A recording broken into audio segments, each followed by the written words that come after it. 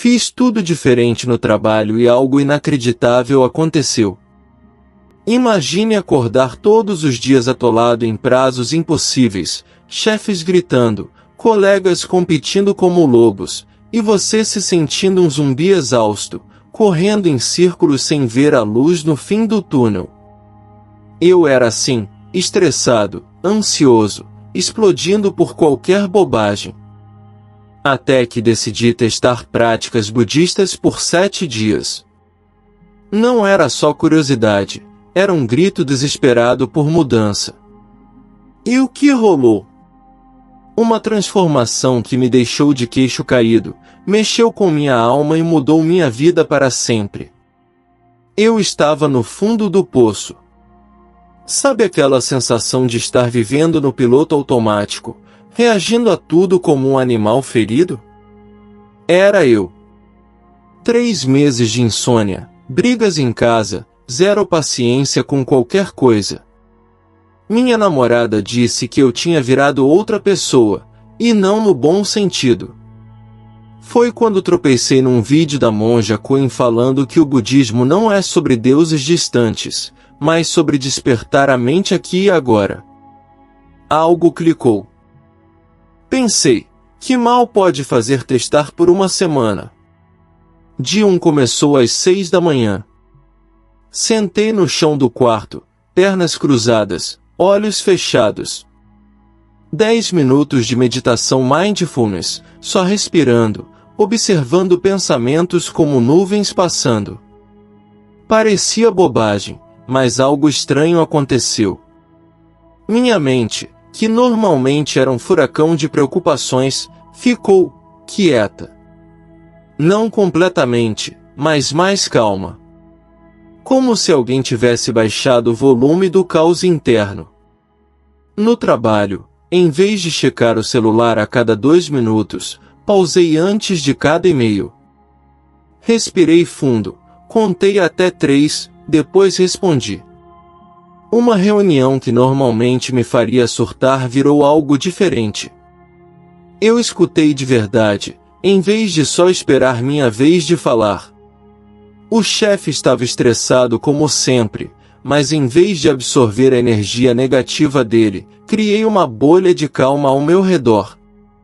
Colegas notaram. Você está diferente hoje, disse a Marina, da contabilidade. Eu mesmo estava surpreso.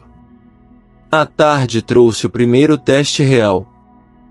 Cliente insatisfeito, gritando no telefone sobre um atraso que nem era culpa nossa. Normalmente eu gritaria de volta ou descontaria em alguém depois. Mas lembrei do primeiro preceito budista, não causar sofrimento. Respirei, falei com calma, reconheci a frustração dele sem me defender. Em 5 minutos, ele estava pedindo desculpas. Eu fiquei chocado. Será que a coisa funcionava mesmo?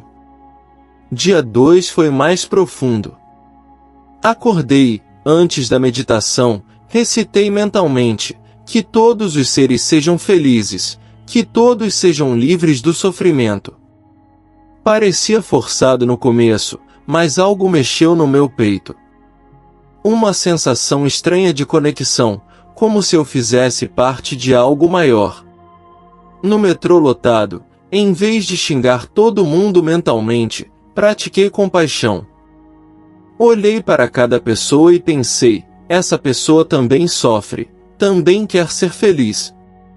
Um cara pisou no meu pé e, em vez de explodir, sorri e disse sem problema. Ele ficou tão surpreso que sorriu de volta. No trabalho, apliquei atenção plena em cada tarefa. Em vez de fazer 3 coisas ao mesmo tempo mal feitas, foquei numa de cada vez. Resultado? Terminei tudo mais rápido e com qualidade melhor. Era como se meu cérebro tivesse saído do modo scatter e entrado no modo laser. A ansiedade que sempre acompanhava meus dias estava diminuindo. Não sumiu, mas ficou mais controlável. O terceiro dia trouxe uma revelação dolorosa. Durante a meditação matinal, em vez de fugir dos pensamentos ruins, observei eles sem julgamento. Percebi algo assustador: 90% das minhas preocupações eram sobre coisas que nunca aconteceriam. Eu vivia num futuro imaginário cheio de catástrofes. Minha mente era uma fábrica de sofrimento trabalhando 24 horas por dia. Chorei ali, sentado no chão. Não de tristeza, mas de alívio. Era como acordar de um pesadelo e perceber que era só um sonho. No escritório, testei algo radical. Em vez de reclamar de tudo com os colegas, nosso esporte favorito, pratiquei gratidão. Agradeci mentalmente por ter trabalho, saúde, um teto sobre a cabeça. Parece óbvio, mas eu nunca tinha feito isso de verdade. A mudança foi instantânea. O dia ficou mais leve, as pessoas ao meu redor pareciam menos irritantes. Era como se eu tivesse trocado os óculos escuros por lentes transparentes. Quarto dia foi o divisor de águas. Acordei com uma clareza mental que não sentia há anos. A meditação fluiu naturalmente, sem esforço. No trabalho, enfrentei a situação mais tensa da semana, apresentação para a diretoria sobre um projeto atrasado. Normalmente eu ficaria nervoso, gaguejaria, suaria frio. Mas algo tinha mudado. Antes de entrar na sala, respirei fundo e visualizei todos os presentes como seres humanos com medos e esperanças, não como predadores. Falei com calma, assumi responsabilidade sem me crucificar, propus soluções em vez de desculpas. No final, o diretor disse que foi uma das melhores apresentações que já viu. Eu mal acreditei. A compaixão estava se tornando automática. Quando a recepcionista foi grossa comigo, em vez de revidar, pensei: que dia difícil ela deve estar tendo. Sorri genuinamente e perguntei se estava tudo bem. Ela desabou, contou sobre problemas em casa. Conversamos 5 minutos, ela agradeceu e disse que eu tinha salvado o dia dela. Percebi algo profundo: quando paramos de ser o centro do universo, o universo se abre para nós. No quinto dia, a transformação estava acelerando. A meditação matinal revelou algo lindo: a interconexão de tudo. O ar que eu respirava tinha sido respirado por milhões de pessoas antes de mim. A comida no meu prato chegou ali através do trabalho de centenas de mãos. Eu não era uma ilha isolada, mas parte de uma rede gigantesca de vida. Essa percepção me encheu de humildade e gratidão. No trabalho, pratiquei generosidade sem esperar retorno. Ajudei um colega com um projeto que não era minha responsabilidade. Dividi meu lanche com quem esqueceu o dele. Elogiei genuinamente o trabalho de pessoas que normalmente eu criticaria. A energia do escritório mudou. As pessoas começaram a ser mais gentis comigo, mais colaborativas. Era como se eu tivesse jogado uma pedra num lago e as ondas de bondade se espalhassem em círculos. A ansiedade que me acompanhava há meses estava quase sumindo. Não porque os problemas tinham desaparecido, mas porque minha relação com eles mudou. Em vez de lutar contra as dificuldades como um guerreiro desesperado, aprendi a dançar com elas como um surfista nas ondas. Os problemas continuavam lá, mas eu não era mais escravo deles. Sexto dia chegou com uma sensação de paz que eu não lembrava de ter sentido desde criança. A meditação foi profunda, quase transcendental. Por alguns minutos, o eu desapareceu. Não havia mais separação entre observador e observado, apenas consciência pura. Quando voltei, estava chorando de emoção. Era como se tivesse tocado algo sagrado dentro de mim. No escritório, testei o perdão radical. Liguei para um cliente que tinha me tratado mal na semana anterior e pedi desculpas pelos mal-entendidos, assumindo minha parte sem culpá-lo. Ele ficou tão surpreso que também se desculpou. Terminamos a conversa rindo e ele fechou um contrato maior.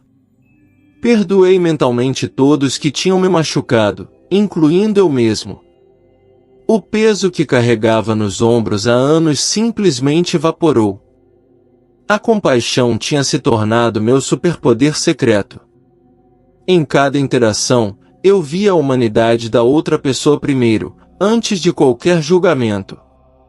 O resultado? As pessoas se abriam comigo como flores ao sol. Conflitos se resolviam antes de começar. Eu estava me tornando um imã de energia positiva. O 7º dia foi mágico. Acordei com uma sensação de completude que nunca tinha experimentado. A meditação foi como um encontro com um amigo querido. Durante 40 minutos, não houve separação entre mim e o momento presente. Estava em casa, finalmente em casa dentro da minha própria pele. No trabalho, algo extraordinário aconteceu. O chefe, que normalmente era um furacão de estresse, me chamou na sala dele. Esperava uma bronca, mas ele disse: "Não sei o que você fez na última semana, mas continue fazendo. Você está irradiando uma energia que está contagiando todo mundo." O clima da equipe melhorou, a produtividade subiu, até eu estou mais calmo. Ofereceu uma promoção na hora. Eu fiquei sem palavras. Mas a maior transformação não foi externa. Era interna. Pela primeira vez em anos, eu gostava de quem estava me tornando. A raiva crônica tinha se transformado em compreensão. A ansiedade virou presença. O julgamento se tornou aceitação. Eu não era mais um prisioneiro dos meus pensamentos e emoções. Tinha me tornado observador compassivo da minha própria experiência. A prática da atenção plena tinha me ensinado que felicidade não vem de circunstâncias externas, mas de como nos relacionamos com o que está acontecendo agora. O budismo não era uma religião distante, mas uma tecnologia prática para a mente. Em 7 dias, eu tinha descoberto ferramentas que funcionavam melhor que anos de terapia. As estatísticas fazem sentido agora. O Brasil tem mais de 200 mil budistas, e esse número cresce porque as práticas realmente funcionam. Aplicativos de meditação como Headspace relatam 70 milhões de usuários porque as pessoas estão desesperadas por paz interior num mundo cada vez mais caótico. Eu tinha me juntado a essa revolução silenciosa de pessoas que escolheram despertar. Mas o mais lindo foi perceber que essa transformação não era sobre mim. Era sobre como eu podia contribuir para diminuir o sofrimento no mundo. Cada momento de presença, cada ato de compaixão, cada palavra gentil criava ondas de positividade que tocavam outras vidas. Eu tinha me tornado um agente de cura num mundo ferido.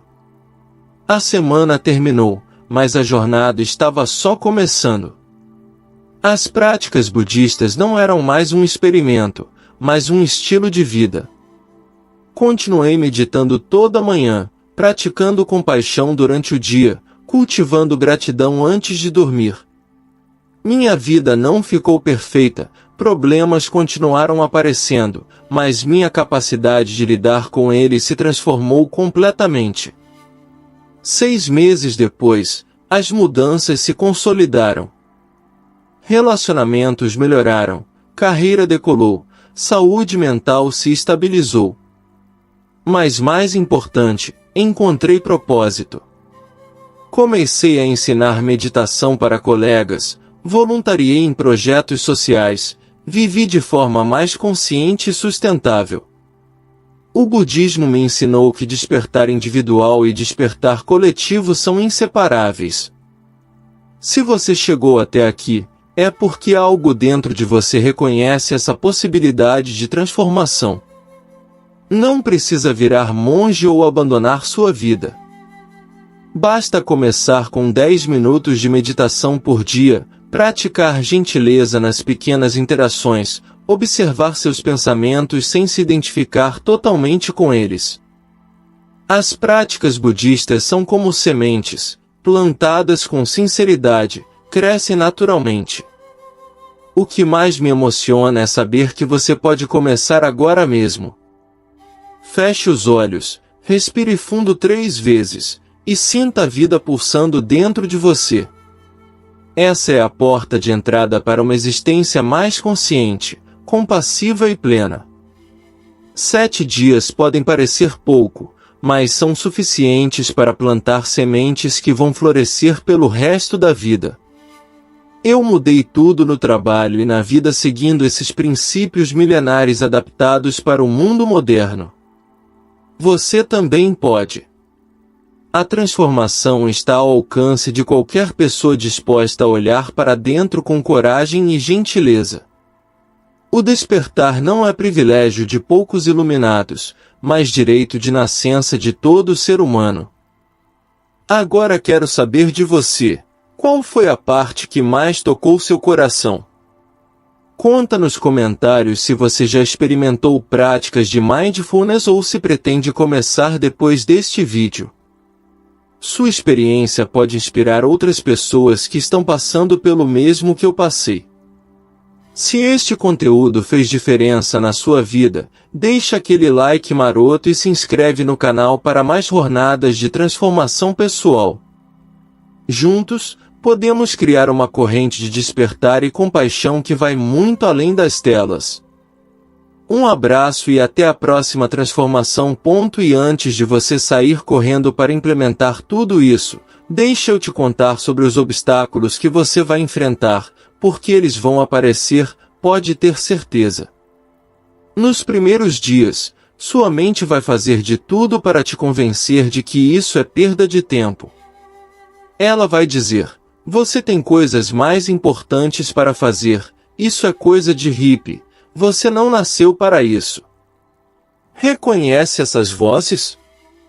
Eu ouvi todas elas. No terceiro dia da minha transformação, lembro que estava meditando quando meu chefe me ligou falando de uma emergência no projeto. Minha primeira reação foi pular da almofada e sair correndo.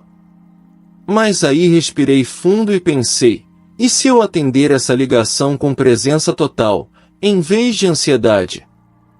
Foi um divisor de águas. Resolvi o problema em 5 minutos, quando normalmente levaria 1 hora de estresse. A resistência interna é o primeiro grande obstáculo. Sua mente condicionada vai lutar contra qualquer mudança porque ela foi programada para manter você na zona de conforto, mesmo que essa zona seja de sofrimento. É como se você fosse um pássaro que passou a vida toda em uma gaiola e de repente alguém abre a porta. O primeiro impulso não é voar, é ficar onde sempre esteve. O segundo obstáculo é a impaciência. Vivemos na era do resultado instantâneo, do like imediato, da gratificação em 2 cliques. As práticas budistas trabalham em outro ritmo, o ritmo da natureza, do crescimento orgânico. É como plantar uma árvore. Você não vê o resultado no primeiro dia, mas se regar com constância, em algumas semanas já percebe os primeiros brotos. Tive uma aluna, a Marina, que me procurou desesperada porque queria iluminação em 30 dias. Ela havia lido sobre mindfulness e achava que seria como um curso online qualquer. Depois de 1 semana praticando, ela veio reclamar: não estou sentindo nada diferente. Expliquei que a transformação real acontece nas camadas mais profundas da consciência, onde não temos acesso imediato. 3 meses depois, a Marina me mandou uma mensagem emocionada, percebi que não brigo mais com meu marido por bobagens, durmo melhor e até minha digestão melhorou. Quando isso aconteceu? A mudança havia sido tão gradual e orgânica que ela nem percebeu. É assim que funciona. Você não vira outra pessoa da noite para o dia, você simplesmente vai se lembrando de quem sempre foi por baixo de todas as camadas de condicionamento. O terceiro obstáculo são as pessoas ao seu redor. Nem todo mundo vai entender sua jornada de despertar. Alguns vão achar estranho, outros vão tentar te desencorajar, e alguns até vão se sentir ameaçados pela sua transformação. Quando comecei a meditar no escritório durante o almoço, meus colegas faziam piadas. Lá vai o monge, já alcançou o nirvana hoje. No início, isso me incomodava. Mas aí percebi que as piadas vinham de um lugar de curiosidade disfarçada. Algumas pessoas faziam graça porque no fundo gostariam de ter coragem de fazer o mesmo. Continuei praticando sem dar explicações desnecessárias. 6 meses depois, 3 colegas me pediram para ensinar meditação para eles. A transformação silenciosa é a mais poderosa. Agora, deixa eu te dar um roteiro prático para os próximos 21 dias, porque 7 dias são só o começo. A neuroplasticidade, que é a capacidade do cérebro de formar novas conexões, precisa de pelo menos 3 semanas para criar novos padrões. Vou te dar um cronograma que vai levar você da curiosidade à prática estabelecida. Semana 1. Fundação. Todos os dias, ao acordar, antes de pegar o celular, sente na cama e respire conscientemente por 5 minutos. Conte as respirações de 1 a 10 e recomece. Quando a mente vagar, e ela vai vagar, simplesmente volte para a respiração sem se julgar. À noite, antes de dormir, faça um inventário mental do dia. 3 coisas pelas quais você é grato e um momento em que agiu com compaixão, mesmo que pequeno. Semana 2. Expansão. Aumente a meditação matinal para 10 minutos e adicione uma prática de meio-dia. Durante o almoço, coma pelo menos os 3 primeiros minutos em silêncio total, prestando atenção aos sabores, texturas e sensações. Isso é meditação aplicada. Comece também a observar seus pensamentos automáticos durante o dia. Quando se pegar julgando alguém ou reclamando mentalmente, simplesmente note: estou julgando ou estou reclamando. Sem culpa, apenas consciência. Semana 3. Integração. Agora a meditação formal vai para 15 minutos, mas o mais importante é levar mindfulness para todas as atividades. Escove os dentes com presença total, sinta a água do banho na pele, ouça realmente quando alguém estiver falando com você. Comece a praticar a compaixão ativa, faça um elogio sincero por dia, ajude alguém sem esperar reconhecimento, perdoe uma pequena ofensa. Durante essas 3 semanas, mantenha um diário da transformação. Não precisa ser nada elaborado, algumas linhas por dia sobre o que observou, sentiu ou aprendeu. Você vai se surpreender com os padrões que começam a emergir. Eu descobri, por exemplo, que minha irritação no trânsito estava diretamente relacionada com pular o café da manhã. Pequenas conexões que fazem toda a diferença. Uma coisa que ninguém te conta sobre o despertar da consciência é que você vai começar a enxergar coisas que antes passavam despercebidas. Vai notar como as pessoas ao seu redor vivem no piloto automático, vai perceber a violência sutil na comunicação cotidiana, vai se dar conta de quantas vezes por dia agimos por impulso em vez de escolha consciente. Isso pode ser desconfortável no início. É como quando você limpa os óculos depois de muito tempo, de repente tudo fica mais nítido, incluindo coisas que você preferia não ver. Mas essa clareza é um presente, não uma maldição. Ela te dá poder de escolha real pela primeira vez na vida. Lembro de um momento específico, cerca de um mês depois de começar a praticar. Estava em uma reunião tensa no trabalho, daquelas em que todo mundo fala ao mesmo tempo e ninguém se escuta.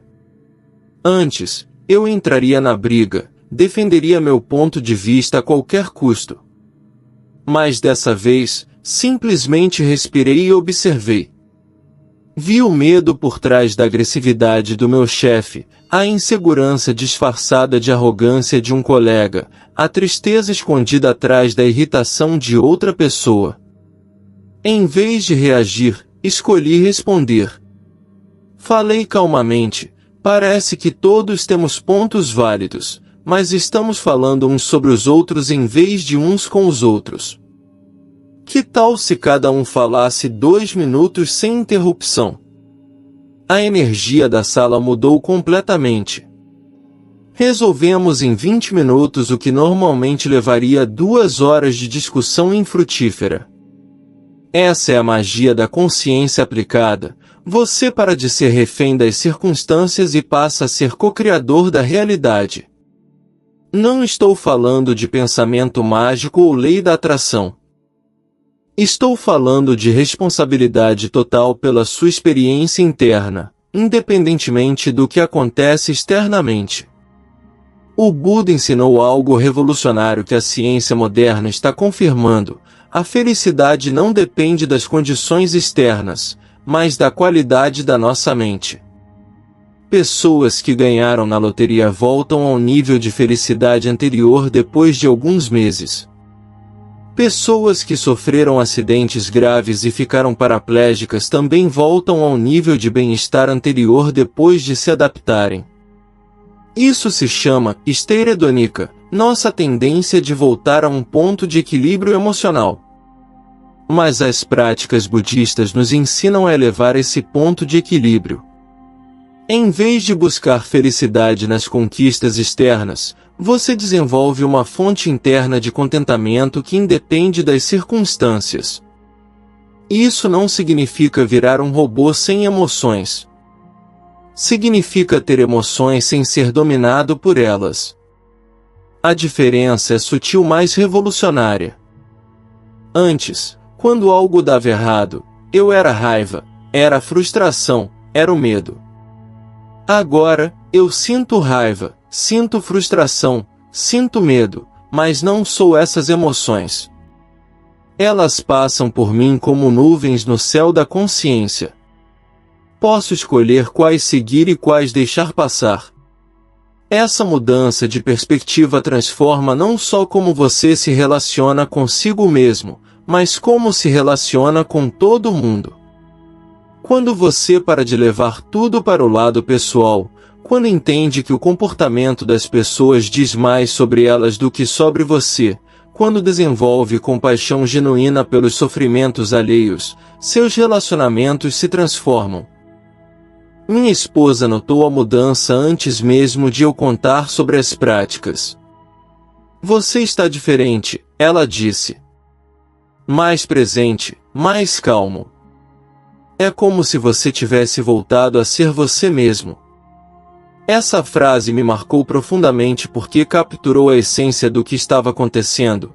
Eu não estava me tornando alguém novo, estava removendo as camadas que escondiam quem eu sempre fui. E isso me leva a um ponto crucial. A meditação não é uma fuga da realidade, é um mergulho mais profundo nela. Muita gente tem a ideia errada de que meditar é se desconectar do mundo, entrar numa bolha de paz artificial. É exatamente o oposto.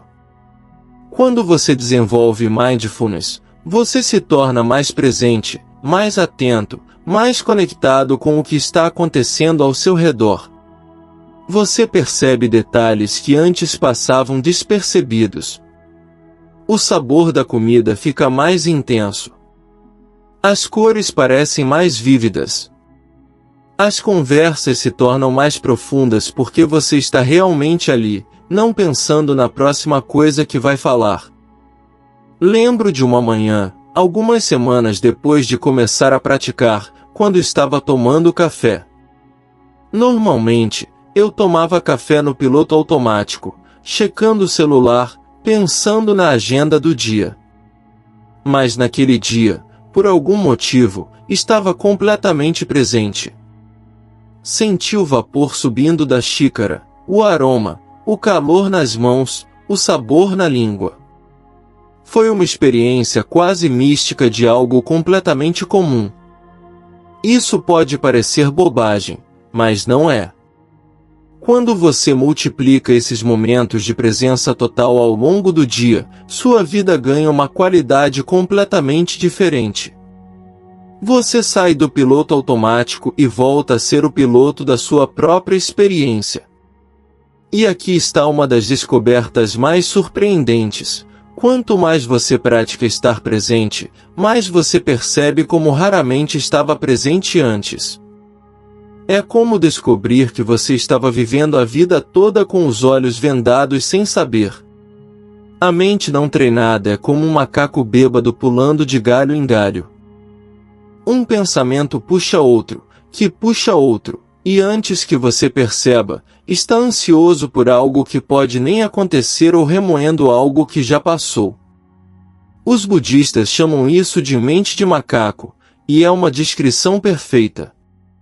Mas quando você treina a mente através da meditação, desenvolve o que eu chamo de um músculo da atenção.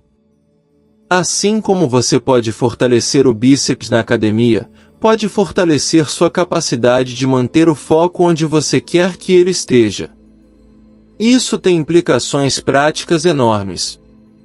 No trabalho, você se torna mais produtivo porque consegue se concentrar profundamente em uma tarefa por vez, em vez de fazer multitasking superficial. Nos relacionamentos, você se torna um ouvinte melhor porque não está sempre planejando o que vai responder. Na vida em geral, você se torna mais eficiente porque não desperdiça energia mental com preocupações desnecessárias. Mas talvez o benefício mais profundo seja a mudança na sua relação com o sofrimento. E aqui preciso ser claro: o budismo não promete eliminar o sofrimento da sua vida. Isso seria impossível e até indesejável. O sofrimento faz parte da experiência humana. O que o budismo oferece é uma forma diferente de se relacionar com o sofrimento. Em vez de resistir, negar ou ser dominado por ele, você aprende a observá-lo com curiosidade e compaixão. Você entende que a dor é inevitável, mas o sofrimento, que é a nossa resistência à dor, é opcional. Deixe-me dar um exemplo concreto. Alguns meses depois de começar a praticar, recebi uma notícia que em outras circunstâncias me deixaria devastado. Um projeto em que tinha investido muito tempo e energia foi cancelado.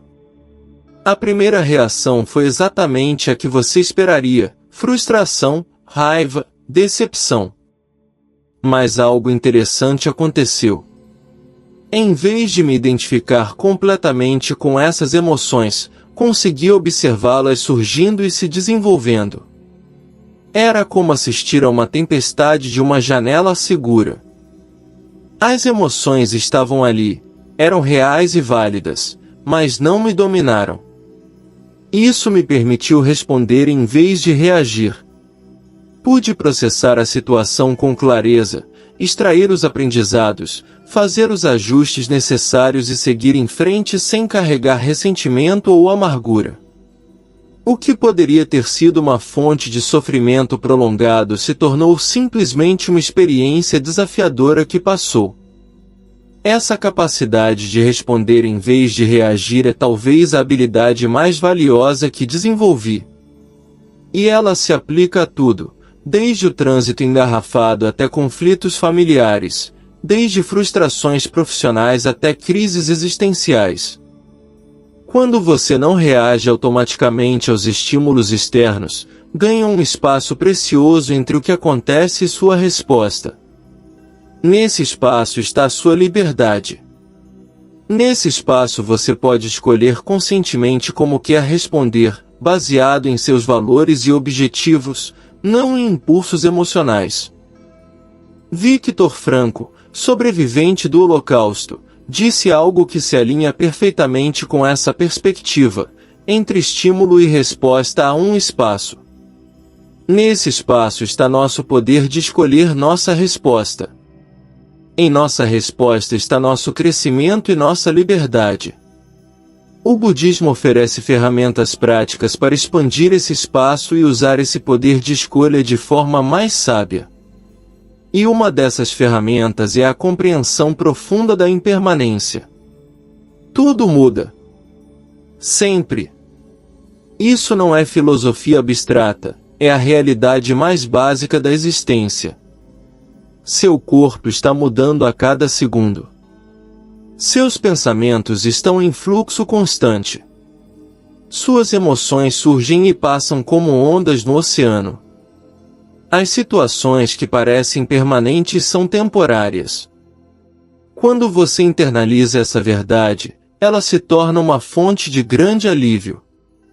Aquela ansiedade que parece que vai durar para sempre, vai passar. Aquele período difícil que parece interminável, também vai passar. Aquela dor que parece insuportável, ela também é impermanente. Mas a impermanência corta dos dois lados. Aqueles momentos de alegria intensa também vão passar. Aquela fase boa da vida não vai durar para sempre. Isso pode parecer deprimente, mas na verdade é libertador. Quando você aceita a impermanência, para de se agarrar desesperadamente aos bons momentos e para de resistir com tanta força aos momentos difíceis. Você aprende a surfar as ondas da vida em vez de ser arrastado por elas. Isso mudou completamente minha relação com o sucesso e o fracasso. Antes, os sucessos me deixavam eufórico e os fracassos me devastavam. Agora, celebro os sucessos sem me apegar a eles e enfrento os fracassos sem me identificar com eles. Ambos são temporários, ambos têm algo a ensinar. Essa perspectiva também transformou minha relação com o futuro. Antes, eu vivia em constante ansiedade sobre o que poderia acontecer.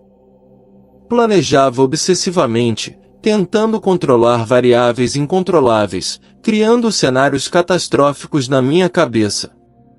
Agora entendo que o futuro é fundamentalmente incerto, e isso é bom. A incerteza não é um bug da vida, é uma feature. É ela que torna possível a mudança, o crescimento, as surpresas positivas. É ela que mantém a vida interessante. Isso não significa que parei de planejar ou de ter objetivos. Significa que faço meus planos sem me apegar rigidamente a eles. Tenho metas, mas não transformo minha felicidade refém do seu cumprimento.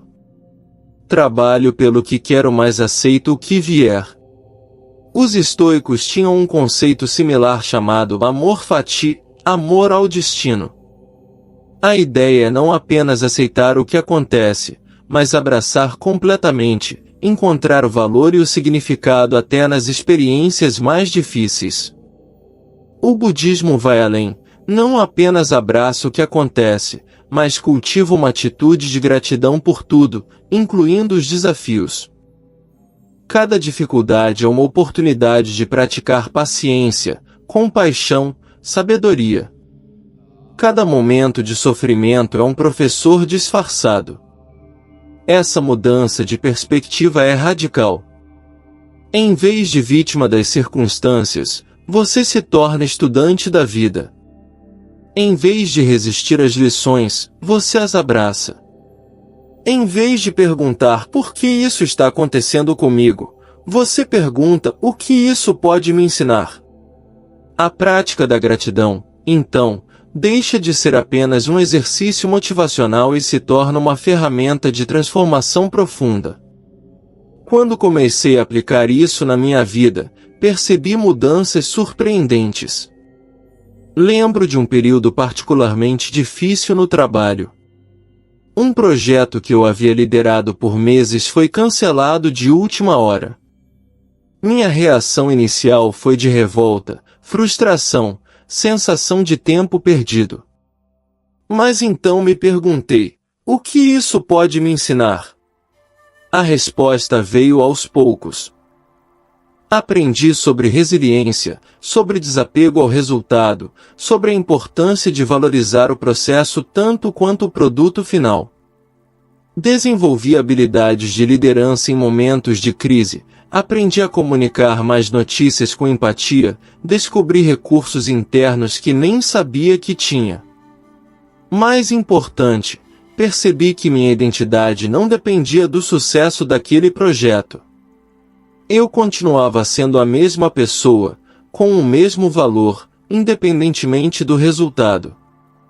Essa foi uma lição que nenhum sucesso poderia me ensinar. O budismo chama isso de mente de principiante, a capacidade de abordar cada situação com curiosidade e abertura, como se fosse a primeira vez. É o oposto da mente experiente que já sabe como as coisas são e por isso para de aprender. Quando você cultiva a mente de principiante, até as situações mais corriqueiras se tornam oportunidades de descoberta. Uma conversa difícil com um familiar se torna uma chance de praticar comunicação compassiva. Um engarrafamento se torna uma oportunidade de praticar paciência. Uma crítica se torna um espelho para autoconhecimento. Essa abordagem mudou completamente minha relação com o erro e o fracasso. Antes, eu os via como evidências da minha inadequação, sinais de que eu não era bom o suficiente. Agora os vejo como dados valiosos, feedback do universo sobre onde posso melhorar. Fracassos se tornaram meus professores mais honestos. Eles não mentem, não me poupam, não me deixam na zona de conforto. Eles apontam exatamente onde estão minhas limitações e me convidam a crescer. É um convite brutal às vezes, mas sempre generoso. Comecei a colecionar fracassos como outros colecionam sucessos. Cada não que recebi, cada projeto que deu errado, cada relacionamento que não funcionou, todos se tornaram parte da minha educação emocional e profissional. Isso não significa que passei a buscar o fracasso ou a ser negligente. Significa que parei de ter medo dele. E quando você perde o medo do fracasso, sua capacidade de tomar riscos inteligentes aumenta exponencialmente. O budismo ensina que o sofrimento vem do apego, não às coisas em si, mas às nossas expectativas sobre como as coisas deveriam ser. Quando soltamos essas expectativas rígidas, o sofrimento diminui naturalmente. Mas atenção, soltar expectativas não é o mesmo que não ter preferências ou objetivos. Eu ainda prefiro sucesso a fracasso, saúde a doença, relacionamentos harmoniosos a conflitos. A diferença é que não transformo essas preferências em exigências absolutas. Tenho objetivos, trabalho para alcançá-los, mas não faço minha paz mental refém dos resultados. É como plantar uma semente, você faz sua parte, prepara a terra, rega, cuida, mas não fica puxando a planta para ela crescer mais rápido. Essa mudança de mentalidade afetou profundamente meus relacionamentos. Parei de tentar controlar como as pessoas se comportavam ou como reagiam às minhas ações. Comecei a focar apenas na minha parte, como eu me comunicava, como eu respondia, como eu escolhia me mostrar no mundo. O resultado foi libertador. Relacionamentos se tornaram mais autênticos porque eu parei de representar papéis para obter aprovação. Conflitos diminuíram porque eu parei de levar as reações dos outros como ataques pessoais. Intimidade aumentou porque eu comecei a me mostrar como realmente sou, vulnerabilidades e tudo. Descobri que quando você para de tentar impressionar os outros, você naturalmente se torna mais impressionante. Quando você para de buscar validação externa, você desenvolve uma confiança interna que é muito mais atrativa que qualquer fachada. O budismo tem um conceito lindo chamado compaixão incondicional, a capacidade de oferecer amor e compreensão independentemente do comportamento da outra pessoa. Não é sobre concordar com tudo ou aceitar comportamentos prejudiciais. É sobre manter seu coração aberto mesmo quando estabelece limites necessários. Praticar isso transformou até meus relacionamentos mais difíceis. Comecei a ver que por trás de cada comportamento irritante havia uma pessoa lidando com suas próprias dores, medos e limitações. Isso não justificava comportamentos tóxicos, mas me ajudava a responder com sabedoria em vez de reagir com raiva.